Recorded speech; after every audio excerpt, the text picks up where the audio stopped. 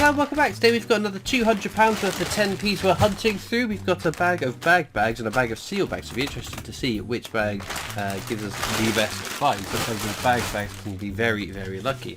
What we really want to see though are some alphabet 10p's. This is our 2019 book, which we're making good progress in. We've got A, C, D, E, F, G, H, I, J, K, L and M, N, O, P, R, T, U, V and X. So still the last 6 we've been stuck on for quite some time to go. But the 2019s were so low minted, so hard to find and scarce out in circulation, we started our third 2018 book. We've got again some good progress. We've got A, E, F, G, H, I, K and M, Q, P, T, V, X and Y. So any more of those again would make for exciting finds. But let's get into these bags and see what we find. Okay then, whilst the coin hunt is ongoing, I'm going to be going through some comments recently left on my videos. If you get a random love and like from me but no response, it's because I've taken a screenshot of your comment and I'm going to use it in a future 10p Q&A video. We start with Finn Barr, who says, at Christopher, I found a 50p in my change today, King Charles wearing a crown. Should I hang on to it as the others I've seen don't have him wearing the crown? Definitely. So that is an NIFC version of a circulated coin. So there is a few examples out there. There's, for example, the abolition of the slave trade £2 coin. There's a version that went into circulation, a version that didn't.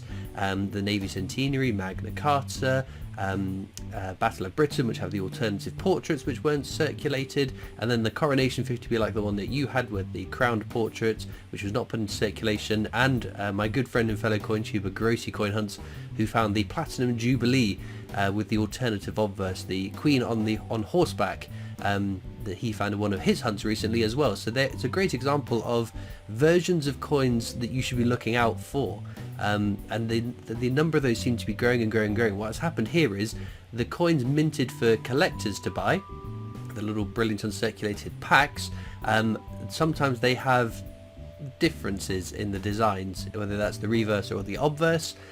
So the only way that those coins get into circulation is if someone breaks them out of the set, spends them, pays them to the bank, whatever, and they find their way into our loose change. So there's also the premium marked versions of coins as well for the memorial of Queen Elizabeth II.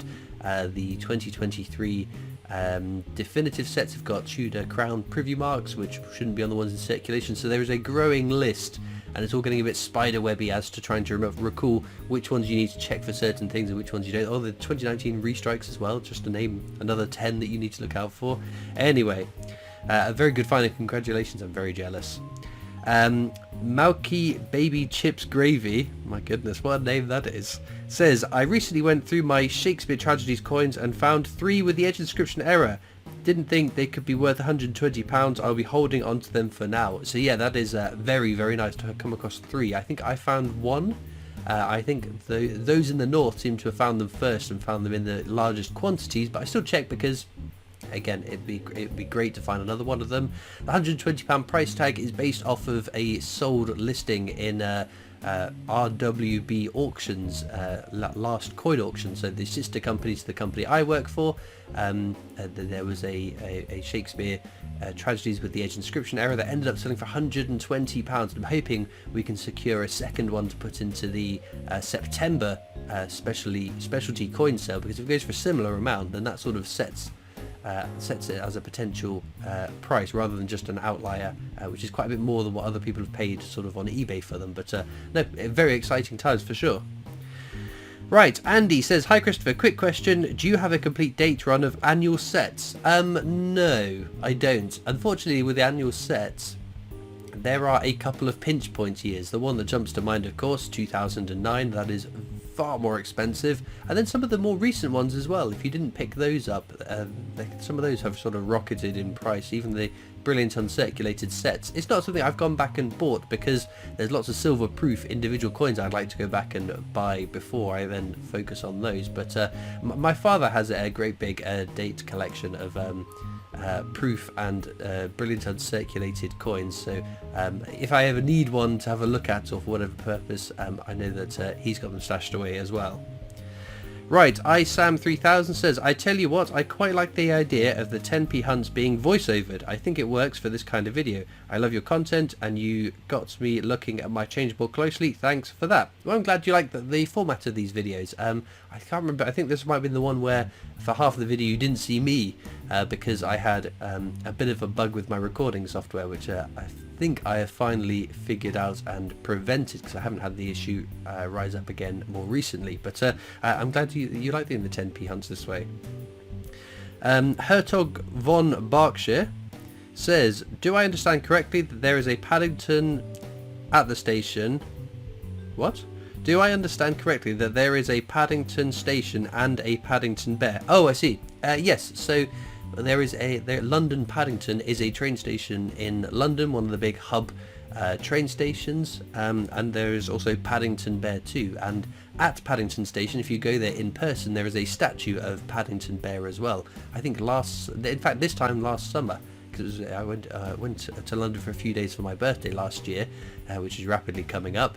In that video of me going around London seeing coins, sites and whatnot, there was a clip of that little Paddington Bear statue at Paddington Station. But also Paddington Station also features on £2 coins the Brunel's Archers, Brunel's Achievements, the Archers at Paddington Station. So Paddington Station itself has had quite a few examples of being on coins in the past. Sandy Seton Brown says, the problem with coloured coins is that the colour wears off quite quickly and leaves the coins looking very grubby. At least here in Australia this happens. Since I saw that comment, I've been really wondering about that, because so there are countries like Canada, like Australia, that have coins with a bit of colour on them and they put them into circulation. In the UK it's just sort of silver proofs or some brilliant uncirculated coins where the Royal Mint have decided to put some colour on the design. All the ones that got into circulation, and seemingly fewer and fewer in recent years of the different commemoratives, they've all had no colour on the designs. And I keep thinking it'd be great to have a bit of colour on our coins in circulation, because if you were just, I don't know, if you had a handful of change and you were counting them out, or you got given a handful of change when you were shopping or whatever, and one of them had a bit of colour on it, that would grab your attention, wouldn't it? And for many people I've spoken to, it only takes one interesting coin, which then sparks the interest in numismatics or coin collecting itself. So I think that'd be really cool. But since you mentioned that, I've been dying to speak to some other people from these countries that have coins with colour on them. Does the colour last out in circulation for long, or does it fade off and end up looking terrible? It's not something I've thought about, I must admit, and it's been eating away at the back of my brain as to whether that is a really prevalent issue across the different countries that issue coins with colour for circulation. So if you're in one of those countries, let us know in the comments. Okay, Brad Palmer says, do you have any fridge left under your magnets collection? Very little. So I tend to get I was getting magnets every time I went to the Royal Mint, and in fact I picked up a new one, which you'll get to see next week in my Royal Mint trip video for the D-Day strike on the day. So yeah, and my family are very kind enough to bring back fridge magnets from their holidays, and a bunch of subscribers have sent me magnets to go on my fridge. So I think there is a higher percentage of my fridge covered in magnets than not covered in magnets, and it's surprising the ongoing upkeep required, because magnets keep falling off the back of magnets, and I keep having to stick them back on. So I have a little like a temporary workstation for fridge magnet repairs. Mackham's Rule FTM says, I have a Hastings 50p and my mate, who is a collector, says it is just worth face value unless it has errors. Okay, Battle of Hastings 50p. The coin is a smidge over face value to a collector. A collector, if they needed one, might pay £1 to £2 for that coin. It's not a humongous markup. I mean, it sounds great because you've doubled your money, but it's a fairly common coin. If you had 1,000 of them, you would struggle to sell 1,000 very quickly. So Battle of Hastings, I keep them, but purely because I know if I need to, I can pay them all back into the bank and they're still worth 50p. The version of the Battle of Hastings that is definitely worth more than face value is a 2019 dated one from the Restrike set from 2019, celebrating 50 years of the 50p. But no, it's not the most valuable coin you'll find, but there is more value in that than there is, say, a Benjamin Bunny. Okay, Mike Adams says, went to the mint this weekend, got all the £5 coins, and the strike your own is the same as in this video. So this is back when the Stegosaurus was the strike your own. The staff there were great, and the food in the restaurant was very good. The tour felt short but well worth the visit. Afterwards went into Cardiff city centre and the market was ace. Magic Welsh cakes and some great food stalls, well worth the trip into town. So yes, I'm very glad that you had a great time at the Royal Mint experience. I always do, and I've been over 30 times now. It's crazy, but I still learn something new on every single one of my trips. If you've never been before and you like coins, you're going to love it. It's going to be amazing. If you have never been before and you have maybe a passing interest or no interest in coins, I still think it's kind of interesting that every coin that you've had in your hands has been minted on that site, for those that are currently in circulation, that is, naturally. And the tour guides are exceptional. They're all wonderful, lovely people, very knowledgeable, and if ever you ask too trickier question, too specialist question, they can tend to try and track down an answer and get it back to you. But yeah, the tour isn't the longest tour.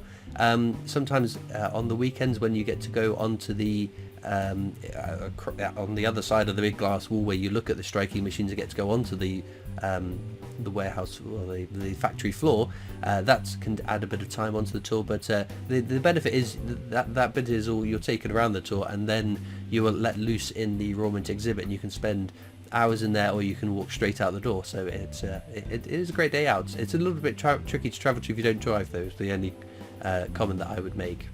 Right, with that being said, I think that's enough questions for today's videos. Let's get back to the coins. So there we go, our finds from today's hunt. No alphabet 10p's unfortunately, but a really nice range of different coins. We've got 2 from Guernsey from 1992, 3 from Jersey 2016, 92 and 92 again, which again, always a very nice finding these territory coins. 1 old 5p, which is a bigger, larger size one before they got shrunk down in the 90s to the size that they are today, and then 1 lovely cud error, big splodge of metal there which shouldn't be there, just caused by damage to the die, which I've got a whole range of different ones with different points and at different severities. It's 2014 dated, for those that are interested, but I'd probably pick that as my star find. But let me know in the comments what you'd pick as the star find from today's video, and of course, if you have found an alphabet 10p in the last week, I want to know what letter you found and where you found it, just to reassure me and others that these alphabet 10p's are still out and about and there to be found. Links as usual in the description of this video across to my coin collecting Discord server if you want to come and join that. You'll also find links to my other social media channels, the PO Box address if you want to write into me, and of course a link to the Britannia Coin Company's YouTube channel, the company I work for, as my day job, so please check them out too. All it leaves me to do now though is thank you so much for watching. I hope you've enjoyed, and I'll see you next time for more coins. Bye.